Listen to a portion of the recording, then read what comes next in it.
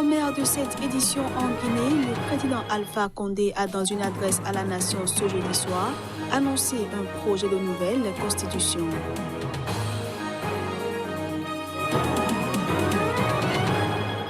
La France a déployé ses premiers drones armés au Sahel pour traquer les djihadistes. L'annonce a été faite ce jeudi par la ministre des Armées, Florence Parly.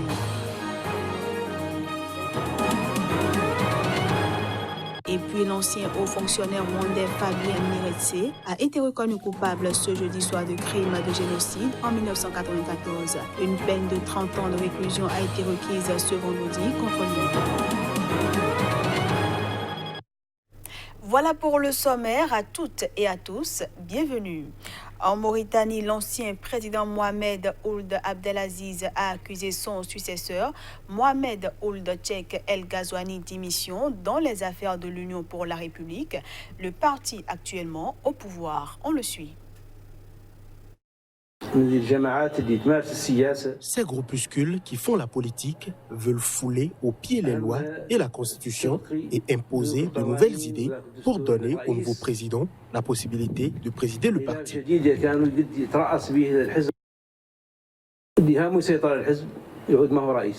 Celui qui veut présider le parti ne doit pas être président car il n'est pas possible de modifier la Constitution pour satisfaire le désir d'une personne. Cela ne sert pas la démocratie et encore moins son ancrage dans ce pays. Le président Alpha Condé a annoncé ce jeudi soir qu'il soumettrait aux Guinéens un projet de nouvelle constitution et ce, malgré la contestation massive que suscite un tel projet et qui a fait au moins 20 morts en 2 mois. Malgré l'hostilité de l'opposition et de la société civile, le président guinéen Alpha Condé a annoncé dans une adresse à la nation ce jeudi soir son intention de soumettre le projet de nouvelle constitution à référendum. Dans son allocution, le président a indiqué qu'une commission technique a déjà travaillé sous la conduite du ministère de la Justice qui a produit un avant-projet de constitution. Et comme l'exige la loi fondamentale en vigueur, Alpha Condé dit avoir saisi le président de l'Assemblée nationale d'une demande d'avis consultatif sur le test de l'avant-projet dont une copie lui a été envoyée à cet effet. Il dit avoir aussi saisi la Cour constitutionnelle d'une demande d'avis de conformité de la démarche. Après examen du projet de constitution par la Cour constitutionnelle et réception de l'avis conforme de celle-ci, j'ai décidé de rendre public le contenu du test, a poursuivi le président guinéen. Alpha Condé a par ailleurs indiqué que ce projet fera l'objet d'une large vulgarisation avant son adoption par le peuple souverain. Cela doit permettre à la population de s'approprier le contenu et de se prononcer le jour venu pour ou contre en toute connaissance de cause. Élu en 2010 et réélu en 2015, Alpha Condé s'est une nouvelle fois gardé de déclarer, lors de cette allocution télévisée, s'il comptait briguer sa propre succession fin 2020 à l'expiration de son mandat actuel, comme l'intention lui en est largement prêtée. Depuis des semaines, la Guinée est le théâtre de manifestations de masse contre une révision de la Constitution. Des soldats français déployés à l'étranger sont honorés. Emmanuel Macron, comme le veut la tradition, fête ce vendredi Noël avec ses compatriotes. Cette année, c'est en Côte d'Ivoire que se tient le festin. Loin des tensions sociales qui agitent la France, Emmanuel Macron respectera une coutume désormais enracinée. Le chef de l'État français partagera le dîner de Noël avec un millier de militaires sur la base de Port-Bouët en Côte d'Ivoire, près de l'aéroport d'Abidjan.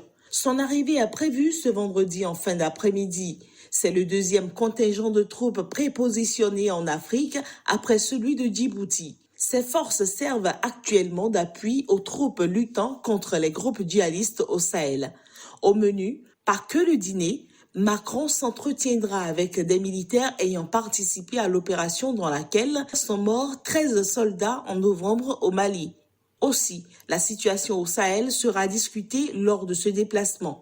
Dimanche, Macron fera une courte étape au Niger pour en parler également avec le président Mahamadou Issoufou avant le sommet prévu en France le 13 janvier avec les dirigeants de 5 pays sahéliens. Mais entre-temps, il est prévu que samedi à Abidjan, l'hôte et son homologue ivoirien Alassane Ouattara relanceront le chantier de l'Académie internationale de lutte contre le terrorisme. Le pays demeure sous la menace djihadiste 3 années après l'attaque qui avait fait 19 morts dans la station balnéaire de Grand Bassam. 2 années après une première visite à Abidjan au cours de laquelle il avait posé la première pierre du métro, le président français et son homologue ivoirien finaliseront le financement de cet énorme chantier de 1,5 milliard d'euros qui doit débuter en 2020. Parallèlement, les pays d'Afrique de l'Ouest seront en sommet samedi au Nigeria pour réfléchir à une monnaie commune sur le modèle de l'euro, déjà acté sur le principe. Parlons toujours de la France. Elle a déployé ses premiers drones armés pour combattre les terroristes dans la région du Sahel. Chaque drone transporte 2 grosses bombes à guidage laser. Sur sa base militaire de Niamey, au cœur du Sahel, l'armée de l'air française vient de réussir une série de 3 vols expérimentaux de drones armés. La France rejoint ainsi le club restreint des pays utilisant ces appareils, parmi lesquels les États-Unis, le Royaume-Uni et Israël. Cette capacité est nouvelle pour l'opération Barkhane et donc comme vous pouvez le voir, nous avons armé le drone Reaper avec une bombe qui s'appelle une GBU-12, mais c'est une bombe que nous utilisons aussi sous nos Mirage 2000D. Au terme d'une série de tirs d'expérimentation menés depuis la base aérienne de Niamey, la ministre de la Défense, Florence Parly, a déclaré que ces appareils, construits par les Américains, allaient principalement mener des opérations de renseignement, mais aussi effectuer des frappes. Selon le lieutenant-colonel Loïc, commandant du détachement de drones faucheurs à Niamey, la lutte contre le terrorisme au Sahel prendra une nouvelle forme. Ça nous donnera cette fulgurance qu'on n'avait pas jusqu'à maintenant, le fait de pouvoir éventuellement engager une cible si c'est nécessaire, parce que vu la sensibilité de la cible, il faudra l'engager tout de suite, ou alors par exemple si on a des troupes amies au sol et qui sont engagées elles aussi par l'ennemi, et donc à ce moment-là on pourra leur apporter leur aide avec notre armement. Chaque drone transporte 2 grosses bombes à guidage laser. Auparavant, les drones français n'étaient utilisés qu'à des fins de surveillance dans le Sahel.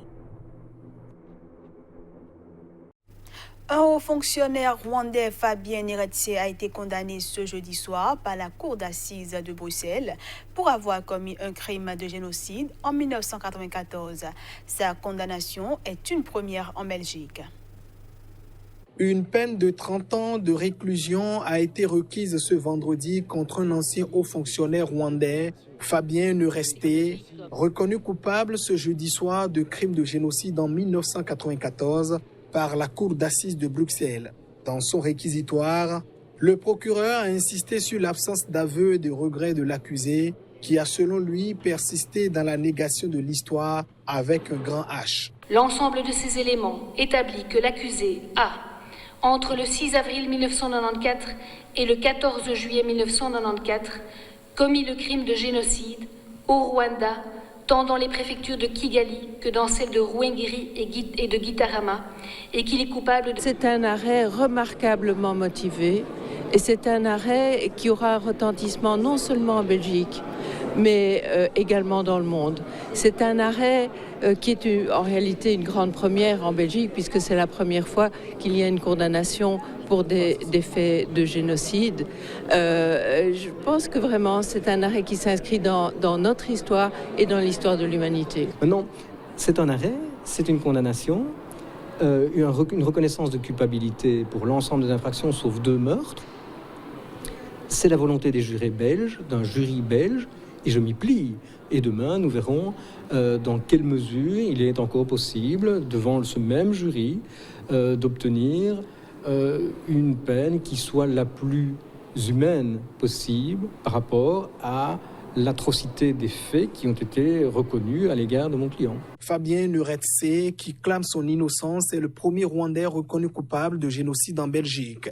Sa culpabilité a également été reconnue jeudi soir pour 9 crimes de guerre commis au Rwanda entre avril et juin 1994. On passe cette fois-ci à la revue de presse Afrique.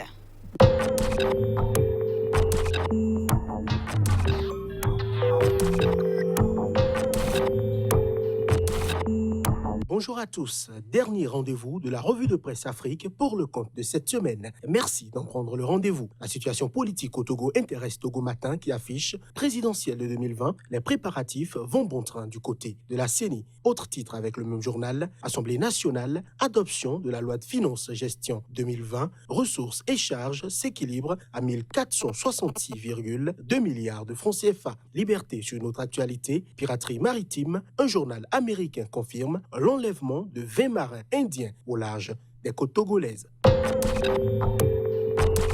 Au Faso, le quotidien titre « Le chef de file de l'opposition politique à propos d'un probable report des élections en 2020 dans tous les pays de la sous-région et du monde qui sont dans la même situation que nous. Les échéances électorales se déroulent pourtant à bonne date. L'Express du Faso, arrestation de 2 présumés proxénètes à Tougan, manifestation de colère de commerçants. Et puis, chef de file de l'opposition politique au Burkina Faso, le MPP et ses alliés ne pourront pas battre l'opposition en 2020.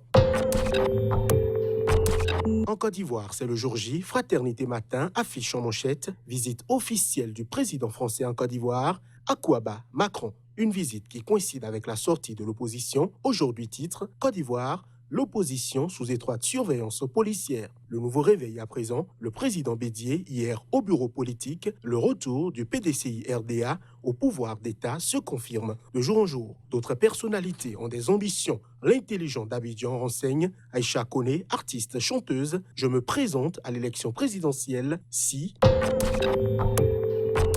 Au Sénégal, la mobilisation s'intensifie contre, entre autres, la hausse du prix de l'électricité. Enquête titre « Double manifestation de New Lank New Bagne, Dakar sous tension ». Là, se veut plus précis, interdiction de la marche de New Lank de l'électricité dans l'air. Même titre avec le Témoin, New Lank entend braver l'interdiction du préfet de l'électricité dans l'air à Dakar. Sud Quotidien sur notre actualité, renouvellement des permis de conduire quand l'État raquette ses citoyens.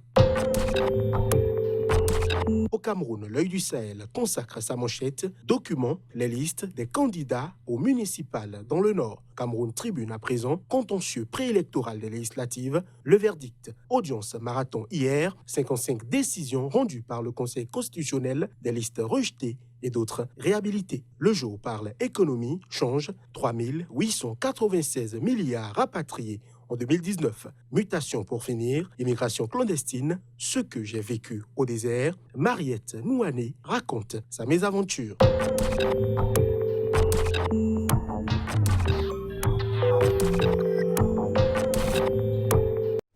Et voilà, mesdames, messieurs, ce sera tout pour cette édition que je vous remercie d'avoir suivi. À bientôt.